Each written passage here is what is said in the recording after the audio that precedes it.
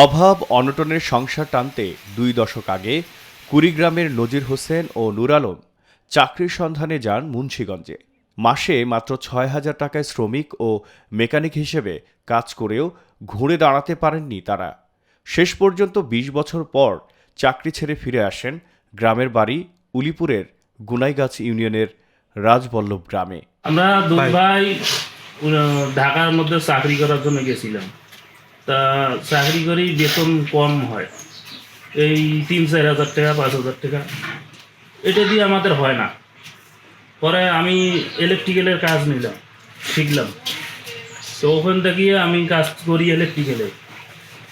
পরে আমার যখন কাজ শেখা হয়ে যায় প্রায়, পরে ভাই ছিলেন যে আমরা একটা বাড়িতে একটা কারখানা দিই, যে ৫-৬ হাজার টাকা দিয়ে এগুলো হবে না।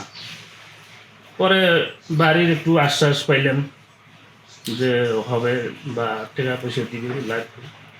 আব্বা বললো যে যদি ওরকম করা যায় তা করো, সমস্যা নেই। তা আমরা ওরকম যখন সাহস দিল আমরা বাড়ির থেকে, তো আমরা দুই ভাই পদক্ষেপ নিলাম যে আমরা এই কাজ করব। সাথে বাড়ির যদি করি তাহলে আমাদের পাড়াবসী যারা আছে, যে গরিব লোক, তারা যেন করি খাইতে পারে, আমরাও যেন করি খেতে পারি। হ্যাঁ, আমাদের ভালো লাগতেছে যে তারা করি খাচ্ছে, আমাদেরও হচ্ছে। তা আরও পরিকল্পনা আছে যে আমরা এই সংস্থাটা একটু বৃদ্ধি করার জন্য। তো টাকা পয়সার আর্থিক একটু সমস্যা, তার কারণে আমরা একটু পাচ্ছি না। ছিলাম প্রায় ৮ থেকে ১০ বছর এই সুতার কারখানায় চাকরি করতাম, কিন্তু আমাদের ওইখানে কষ্ট হতো।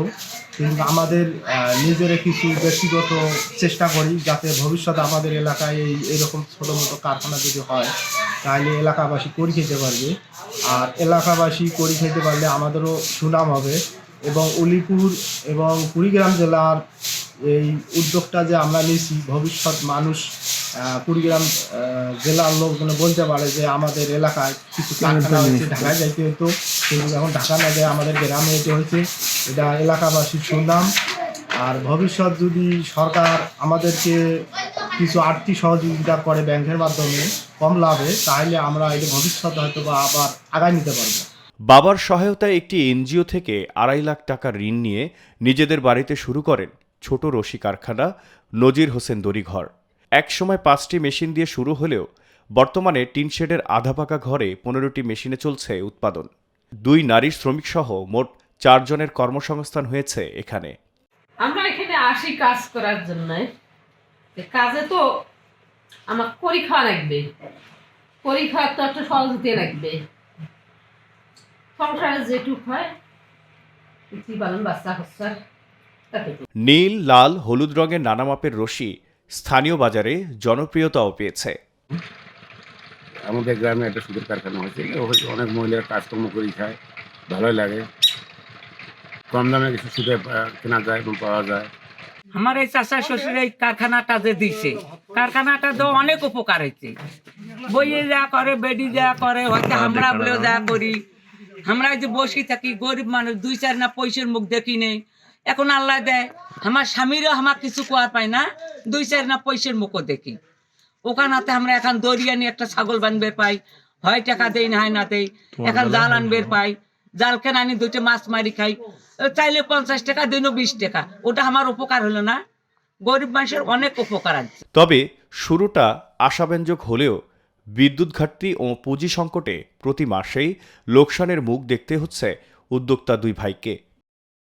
প্রতিদিন ২ থেকে ৩ ঘন্টা লোডশেডিংয়ে উৎপাদন কমে দৈনিক গড়ে ৬০ কেজিতে নেমে এসেছে।